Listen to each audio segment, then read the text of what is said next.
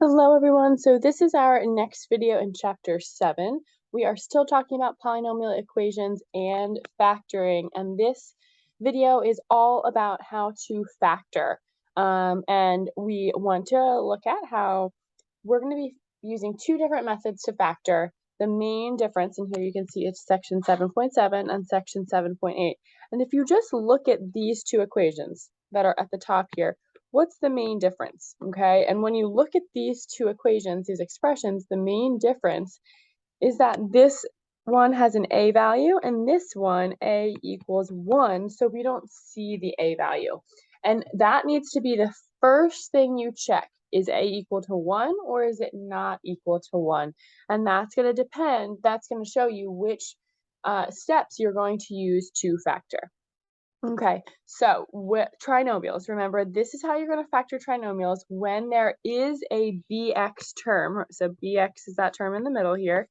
And we will factor into two binomials. So for example, that's going to be like x plus 3 and x minus 5. This is an example. Okay, before starting to factor a quadratic, you should always look for the GCF first. If you can factor the GCF out, you really want to make sure you take that out first. It's going to make the whole problem go way easier. Okay, so these are the steps that you are going to follow when a equals 1. And I'm going to come over here with a different color.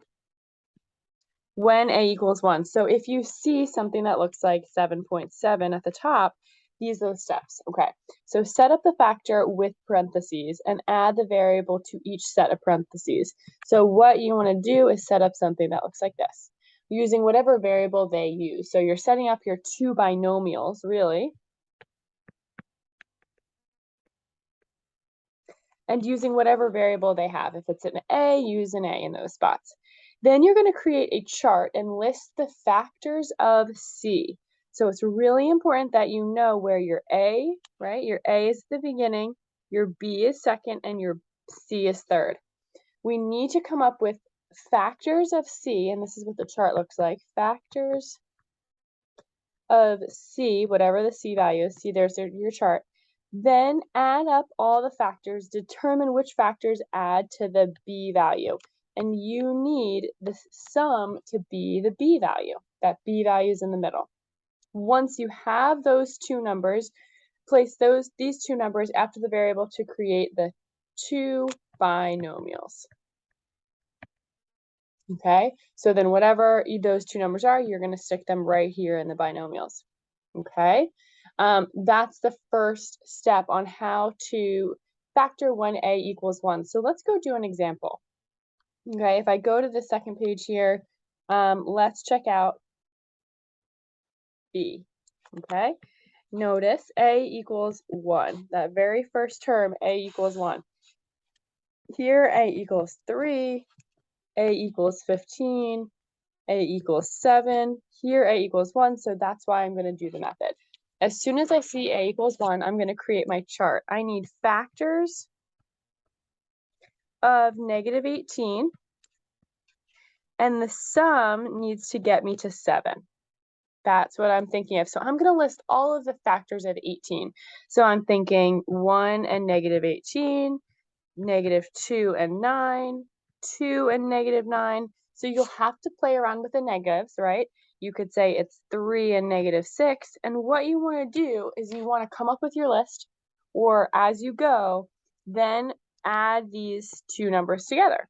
So then I'm going to do 1 plus negative 18. That's going to give me negative 17. That is not my answer because I need the sum to be 17. So this is to be 7, not my answer. Let's do negative 2 times 9 is negative 18. Negative 2 plus 9, oh my goodness, that gives me 7. That is what I wanted to get. And then I can stop in my chart. Once we have these two numbers, we put them right into our factor setup of the two binomials. So I'm going to write x minus 2 from this and x plus 9 because that's a positive 9. And there's my factored form. Oh, and we're not going to use a's because we're not going to use x's because they used a's in the problem. Okay, there's my factored form. Let's check out another one. Let's look at f. So I realize a equals 1. I'm going to make my, I can make my binomials here, and I need to come up with those two numbers, so I'm going to make my chart. I need factors of C, which is negative 24, which add, the sum is 2. So let's just come up with them. I can think about 1 and negative 24. Well, if I add those, I'm going to get negative 23. Not what I want. Negative 24, I can do 2, negative 2, and 12. Negative 2 plus 12 gives me 10. Not what I need, right? I need 2, the B value. Let's do 6, negative 6, and 4. Negative 6 plus 4 gives me negative 2. Well, that's close, right? So what if I do 6 and negative 4? Hey, that gives me 2. That's what I want. These are the two numbers I want. It's a positive 6 and a negative 4, and that's my factored form. Okay? So that's how we factor when a equals 1. Those are two examples, and we're going to keep practicing. But next, let's look at our steps that we need to do and follow when a does not equal 1, right here. Okay? So steps are different. As soon as you look at a problem and the a is not 1, you're going to turn to these steps. What we need to do is multiply a and c together, right? Again, if you're looking at the standard form, you need to be able to multiply the a value and the c value together. Then you're going to create that same chart and list the factors of AC. So whatever you got in step 1 is now going to be in your chart. So we can say factors of AC, sum is still need to be the B value. Determine which factors add to the B value. So far, all that's different is that we need to multiply A and C and not just use the C value. Okay? Next, we need to, once we have those two numbers, we replace the BX term with these two numbers. When we can write the middle BX term with these two numbers. And you'll see what this looks like when we do an example. Then we group the first two numbers and the second two numbers together with parentheses.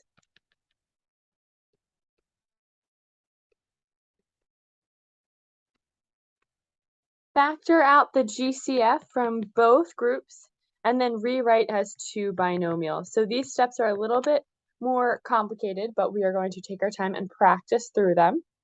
Okay, so let's look at A. As soon as I look at A, I realize A equals 3. So right, here's our A value, our B value, our C value. So I'm going to jump to using the method when A does not equal 1. That means we have to multiply A times C. Well, A times C is 3 times 2. That gives me 6. I'm going to make the chart. Factors of 6, which add to 5, right? The sum is 5 of the B value. So then I'm going to come up with them. Okay, factors of 6. I've got 1 and 6. Well, that gives me 7. No good. 2 and 3. Oh, well, that gives me 5. Amazing. Here are my two numbers. What do we do with those two numbers? Once we find those two numbers, then we replace the middle BX term with these two numbers. So I'm going to say, take this whole thing, and I'm going to write 3x squared. Instead of the BX term, I'm going to replace it with these two numbers, plus 2x plus 3x plus 2. So see how all I did was take the 5x and wrote it as 2x plus 3x, right? The 3x squared still was 3x squared. The 2 was still 2. All we did was rewrite the BX term as the numbers we found from our chart. Once we have that step, then we are going to group the first two terms and the second two terms, and then we're looking for GCFs. So if I look at this first group, I see they both have an x in common, so I'm going to take out an x.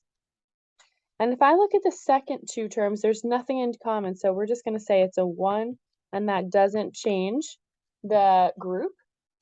Once we have that, we realize, and you guys should realize this right away, that, why didn't I use the blue? That the 3x plus 2 and the 3x plus 2 are the same. So what that means when I write my two binomials is 3x plus 2 is one of my binomials. That comes out of each factor, right? Think about this is a term and this is a term.